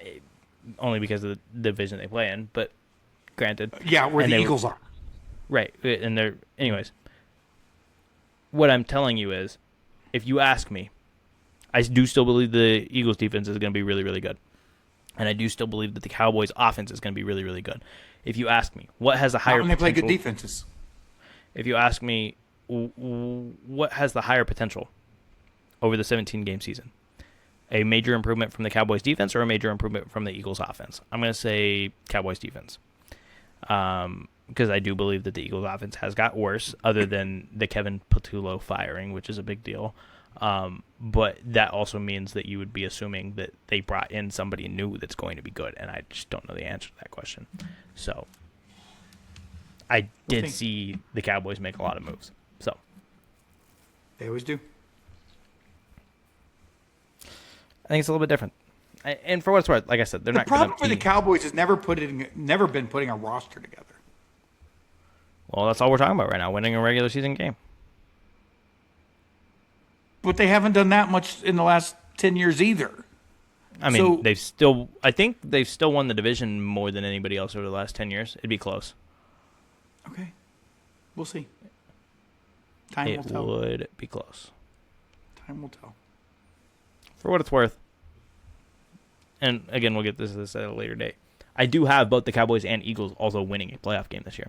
So it's not like I think these teams are crazy far off. Like, could I easily see the Eagles winning the division and the Cowboys missing the playoffs? Yeah, I could. I really could. It's like literally a game or two different. Cowboys for are going either to be of these melting teams. down by the game 7. Well, that's just never true of them, but we'll see. What do you mean never true of them? Like define that. Like melting down by game 7, they're always in it late, unless Dak gets hurt. But What do you mean in it late? What are we talking about here? like they're always in the conversation of in the race to make the playoffs late. Like they're never like, oh, they melted down completely halfway through the season. Like that's not true unless Dak gets hurt. What I mean is their fans. Oh, we're going to still do it. We're going to do it. Blah, blah, blah. And they never do. Well, but that's always true. That's never not going to be true. Their fans are going to be delusional and ridiculous. That's a given. I mean, you're not even a fan of theirs, and you're a little bit delusional about them right now. But I'm not delusional about them. I don't like them for what it's worth. I think that they could also very easily have a not great season. And in fact, I hate the Cowboys, so I don't want this to be true for what it's worth. I would much rather the Eagles win the division. I would. I want to be wrong here. You'll get your wish, so it's fine. I don't know. We'll see. Anyways, that's all we got. Join us next week for a new division. The wheel will decide at that point. Like, comment, subscribe. Hit us up on all the socials at Gin Beef Pod.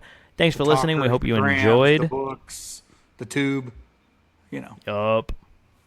Gin Beef Hope Pod. you enjoyed. We out. Generational beef. Peace.